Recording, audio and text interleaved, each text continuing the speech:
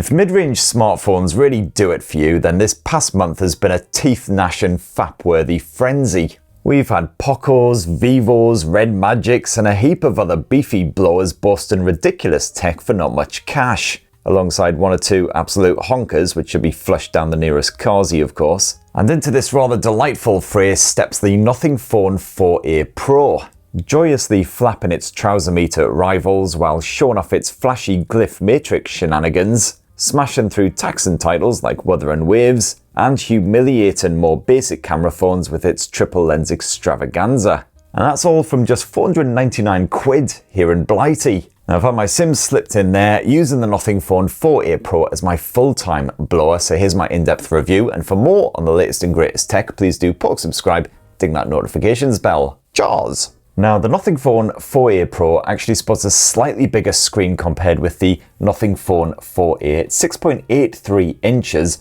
but as you can see there, the bezels surrounding it are a bit skinnier, so this smartphone isn't quite as girthy. So it's actually a wee bit more comfortable to clutch. Of course, it's still a big one. One-handed use is a wee bit of a struggle. You do have a slight finger shelf from that camera bump, but it is a bit smooth and a bit rounded, so not ideal. 210 grams, certainly got a good old heft to it. You'll feel it when it's stashed in your pants. But hey, not much of a chonkster, which is always a relief. And you've got a proper full-on metal unibody design. It's aircraft-grade aluminium. A full metal jacket like this is a real rarity in 2026, and frankly, it's got my nipples hard enough to cut through glass. The only other time I've seen an all-metal finish like this recently is the OnePlus Nord 4. Of course, this is the kind of classic design I used to love on all-time bangers like the HTC One M8 series back in the day. And you've got a choice of colours, so alongside this silver jobby, you can also snaffle the Phone 4a Pro in black or a pretty subtle pink. In fact, I got to admit, at the Nothing launch, I didn't even realise that the pink model was actually pink. Under the fierce glow of the spotlight, it just looked kind of silvery. So yeah, certainly the 4a Pro looks smart, it looks slick. You do still have this transparent camera bump, so you haven't completely lost that Nothing identity. But certainly opinions amongst us tech twats seem to be rather divided on which you prefer, the Pro model or the regular Nothing Phone 4a. It'd be great to hear your thoughts down in the comments on which is best. And as you'd expect from an all-metal bugger like this, the Nothing Phone 4a Pro seems pretty durable. You've got scratch-resistant plastic for that camera bump, and up front it's Gorilla Glass 7i, which is pleasingly scratch-resistant. We've actually got pre-installed screen protectors slapped on there just for double the protection. And this smartphone is IP65 dust and splash resistant versus the IP64 Nothing Phone 4a. Slightly more tolerant to liquids, but still not fully water resistant, although Nothing reckons it'll be fine if you drop it in a shallow bit of water like a puddle or your pint. Now the Pro once again sports an optical in-display fingerprint sensor just like the regular Nothing Phone 4a. It's once again perfectly fine. It seems to handle it even when my mitts are a wee bit moist, a wee bit sticky. No worries there, fairly responsive as you can see. I do wish it wasn't positioned quite so low down on the screen because it is a bit of a stretch, but it's a minor grumble at best. And on the software front, it's basically the same setup as the regular Nothing Phone 4a, so Nothing OS 4.1 slathered on top of Android 16. And Nothing is still only offering 3 guaranteed OS updates with the Pro model, same as the Nothing Phone 4a, which is a wee bit measly when some rivals like Google and Samsung are spaffing out 7 full OS updates for their recent smartphones. But you're at least guaranteed 6 years of security patching with the Nothing Phone 4a Pro. Will probably be a bit more sporadic towards the end of that term, but at least it won't be completely useless bin fodder after the 3 years. And Nothing OS 4 isn't exactly much of an evolution over previous versions of Nothing OS. Looks very similar indeed, same functionality for the most part. You've got some deeper customization options, including more lock screen settings. You've got the relaxation hub to stop you from losing your shit, which I got plenty of use out of when reviewing the iPhone 17e. Now you can resize some of these widgets, but usually not the ones that I actually use. And hey, do you like AI? Oh, you really don't. Okay, sorry, please don't click away. You do have a smattering of AI here on the Nothing Phone 4a Pro, but it's not absolutely shoved down your throat. Like the Nothing Phone 4a, you once again have that essential key housed over here on the left edge of the smartphone. It seems to be really smartly positioned, so I've never accidentally hit that essential key at any point. And this is still incredibly useful if you do find yourself screenshotting a lot of stuff. Just tap that essential key when there's something you want to remember. You can add a wee note, including a voice note if you want, and just save it away to that essential space, which you can then access with a double push of that key. This can translate any foreign shenanigans and summarize exactly what is going on in that screenshot. Does a bunch of smart stuff like giving you a Google map link to any addresses. And more importantly, you can quickly and easily search for any screenshots if you happen to have saved dozens and dozens, if not hundreds, of the buggers there. You don't have to scour through all of them looking for some specific information. Now, with all of the Nothing AI shenanigans, you are limited to 300 AI analysis minutes per month, which, to be fair, should be absolutely more than enough for most people. And if you are worried that you're getting a bit addicted to AI and single-handedly melting those polar ice caps, well, no worries. Nothing can actually keep tabs on your AI usage, so you know if you're taking things a bit too far. Of course, one of the big differences between the Nothing Phone 4a Pro and the regular 4a is that Glyph interface, which is replaced with a simple Glyph bar on the Nothing Phone 4a. And this is a similar setup to what you get on the back end of the Nothing Phone 3 flagship, although here it is significantly reduced from 489 millilights to just 137, so considerably lower resolution, although on the flip side it's also brighter on the maximum setting. And as with the Nothing Phone 3, this does make for a pretty funky notifications light for your phone calls and messages and all the rest of it. As usual, you got that flip to Glyph support, which I actually use quite a lot. It works well as a kind of halfway house if you don't want to go full on do not disturb. You can set up so it'll only actually flash when you get any essential notifications. You can set this up in a slightly separate section. So I've got it set up so that Glyph Matrix will only erupt into action if I receive a WhatsApp message, a work email, or I get a missed call. Unfortunately, the functionality for the Glyph here on the Nothing Phone 4a Pro is massively slimmed down compared with the Nothing Phone 3. So basically all the toys have gone. There's no magic 8-ball, there's no rock, paper, scissors, or my own personal favourite, spin the bottle. Not that I've actually really got anyone to play that with, of course. Maybe just the cat, then Peter would probably have something to say about that. You can have it show the time or the current moon phase, if that really gets you going. It can also flash a countdown when you're using the camera timer. And yes, the Glyph mirror feature is back in action if you want to take a selfie with the rear camera. And yeah, if you squint a bit and really use your imagination, you can just about see a head there. And seriously, is that my face or just a puddle of cat puke? A question that gets asked far too often for my liking. Hey, at least they nailed my super white complexion. But anyway, it is an expandable feature. If you download the .hub app from the Google Play Store, you'll already find a selection of different tools and toys that you can download to use on that Glyph Matrix. Some of them aren't compatible, of course, with the Nothing Phone 4a Pro because it's a lower resolution matrix than the Nothing Phone 3. Anyway, the Nothing Phone 4a Pro, unlike the regular Nothing Phone 4a, also supports eSIM on top of physical SIM. Unfortunately, it does also come with 128 gigs of storage as standard, which ain't particularly pro. I do wish that smartphones would come with minimum 256 gigs these days, because whopping great buggers like Wuthering Waves take up over 50 gigs just by themselves. And if you use your camera a lot on your smartphone, you're going to fill that space in no time at all. But mercifully, you can at least upgrade to 256 gigs of storage for, I believe it's £50 here in the Nothing Phone 4a Pro, whereas some rivals will charge a lot more than that. And almost filling the front end of the Nothing Phone 4a Pro, you've got yourself a spacious 6.83-inch AMOLED panel. But the good news is those visuals still pin sharp thanks to the 1.5K resolution. And this screen is slightly brighter than the Nothing Phone 4a's. You've got crispy contrast. And the refresh rate scales from 30Hz all the way up to 144Hz. It's a slightly faster maximum refresh here compared with the regular 4a.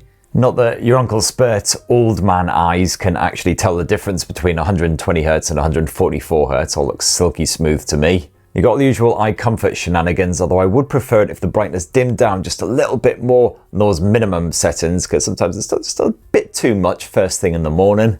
If you're sensitive to OLED flicker though, no worries, because you got 2160Hz PWM dimming support. And the Nothing Phone 4a Pro sports a stereo speaker setup, but like the Nothing Phone 4a, this is a bit quieter than a lot of rivals. so I did struggle at times to hear what was actually happening when streaming video in noisier outdoor environments. It's not a great balance either. The audio is mostly spaffed out by this bottom mounted speaker. Up top it's just the earpiece speaker basically, which ain't as powerful. You know, the clarity is okay, don't expect pump and bass or anything like that. But luckily the Bluetooth wireless streaming absolutely flawless here, no bother. Worked well for my Bluetooth speakers and earbuds and headphones as well. You got full support for LDAC, aptX, HD, etc. So audio comes through nice and clear. I like it a lot. And the Pro model of the Nothing Phone 4a also boasts a slight performance boost as well, because you've got the Qualcomm Snapdragon 7 Gen 4 in charge, backed by either 8 or 12 gigs of RAM. My model here is the 12 giga. And the day-to-day running absolutely lovely here on the Nothing Phone 4a Pro. Those animations beautifully smooth. Didn't see any stumbles at all. And when it comes to gaming, well, the good news is even more demanding fare like Wuthering Waves plays well at the full 60 frames per second level. It manages to maintain that frame rate on the regular graphics settings, whereas the standard 4A was a lot more stable at the lesser 40 frames per second level. If you do decide to ratchet up the graphics settings, you can expect some judders here and there, although the game does remain playable. And the 4A Pro certainly got a little bit warm after just 20 minutes of gaming on the most demanding graphics settings, and that is with Nothing's performance mode switched on in the wee pull-out game toolbar. However, the massive vapor chamber does help to keep things under control, so the Nothing Phone 4a Pro doesn't burn under pressure, unlike the Nothing Phone 3 flagship. So if you are a gamer, you spend a lot of time playing the likes of Wuthering Waves, Genshin Impact, whopping great 3D morphos like that, you'd probably be more swayed by the Pro model. Otherwise, to be fair, the Nothing Phone 4a is super smooth just for your everyday shenanigans, just like the Pro. Now there's bugger all difference between this pair when it comes to the battery tech as well. Once again got a 5080 mAh capacity cell. I certainly class myself as a more demanding user. I have to spend a lot of time piddling about with these things because I'm reviewing them after all, need to thoroughly test them. And I was more than satisfied with the battery life I got out of the Nothing Phone 4a Pro, just like the 4a before it. Most days, I didn't even end up dipping into that power saver mode, even if it was a particularly long and arduous day. So I'd say around 7 hours of screen on time with general mixed use, including an hour of full-on Android auto action, good half hour at least of video chatting, plenty of camera play, and a lot of Spotify streaming when the screen is hibernating. Even with all of that, I would still typically end the day with around 30% battery life remaining.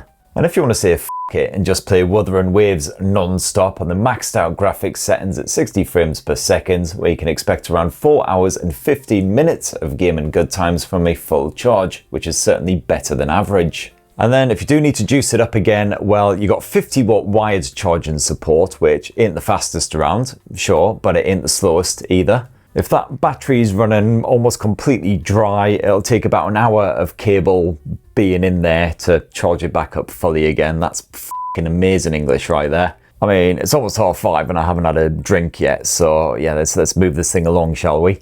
Sadly, Nothing didn't fancy shoving in a bit of wireless charging support in this Pro model, which is a shame because at this sort of price point you can start to expect features like that trickling in. I mean, even the iPhone 17e can do it, and that's a massive heap of cack. Anyway, my lovelies, let's finish up this lovely wee Nothing Phone 4a Pro review type situation with a bit of a squint at that triple lens rear camera tech. Slightly different hardware compared with the regular 4a. You've got yourself a 50 meg Sony Lightyear 700C sensor for that main shooter, although it is a similar size, 1/1.56 inches. But the rest of the camera hardware is the same, so you've once again got yourself a 50 megapixel periscope shooter with 3.5 times optical zoom and a basic 8 megapixel ultra-wide shooter.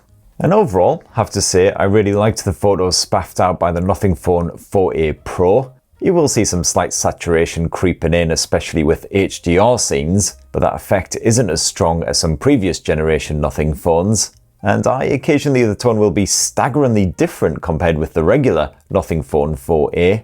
Sometimes warmer, sometimes cooler, just to confuse matters. But the results, while not always necessarily natural looking or generally pleasing to the eye, and the periscope zoom makes life a lot easier when shooting portrait pics of your kids or of course your animal buddies, allowing you to snap some super close-ups without risking a claw to the chops. You can capture plenty of crispy detail with a lovely bokeh effect. Occasionally it does bulk up a wee bit, but it's usually absolutely fine. The Nothing Phone 4a Pro can be a wee bit temperamental when it comes to motion, however. Even in quite decent light, an uncooperative or jittery subject will sometimes result in a blurry pic fit only for the bin, although some of my snaps actually came out perfectly sharp despite a bit of action. And occasionally that telephoto shooter seemed to dump its drawers while trying to focus, spaffing out a fuzzy shot. But in the evenings and when you move indoors to more atmospheric lighting, the Nothing Phone 4a Pro holds its own against the likes of the Pixel 10a. I didn't see any noise creeping in there, while tones still look fairly natural.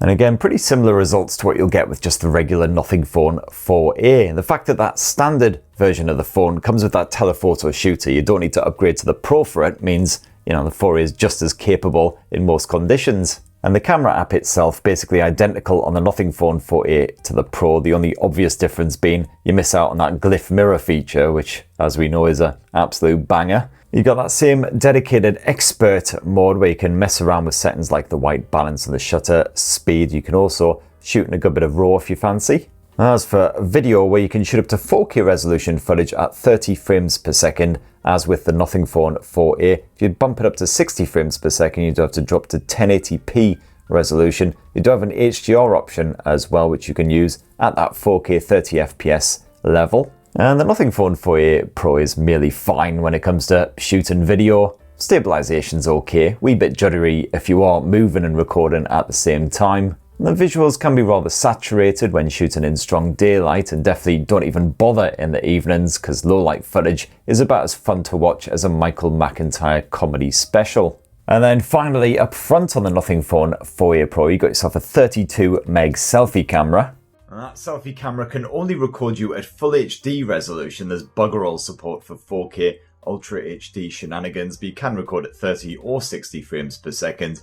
And even though it's full HD, detail levels aren't terrible, even when the lighting conditions aren't particularly fantastic. Audio pickup's fine, so again, video chatting, not a problem, of course. And for simple, straightforward vlogs, it'll just about do the job.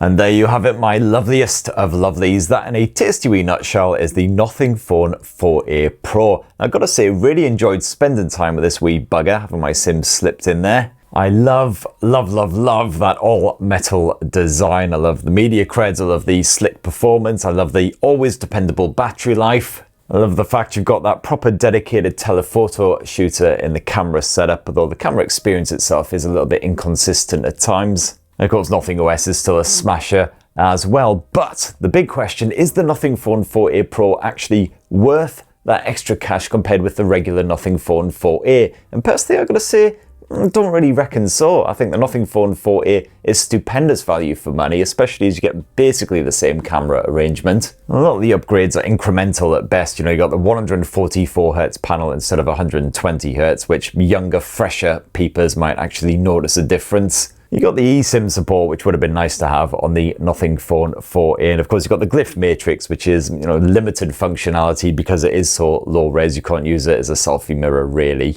So personally, I wouldn't say there's anything essential here in the Pro that you don't get in the Nothing Phone 4a. And of course, it does have some hot competition these days as well. The likes of the Poco X8 Pro Max, which is an absolute banger. Certainly better gaming performance than this absolutely incredible battery life, the 8,500 mAh capacity cell. Camera tech isn't quite as flexible, but yeah, it's an absolute cracker of a mid-range. You definitely check out my video on that, which went live a couple of days ago, if you haven't done so already. But anyway, that's what this saggy and sadly sober scrotum head reckons about the Nothing Phone 4a and 4a Pro. But what do you reckon? It'd be great to hear your thoughts down in the comments below. While you're scrabbling around down there, please do poke subscribe and ding that notifications bell. Make sure you have a ruddy, wonderful rest of the week. Cheers, everybody. Love you.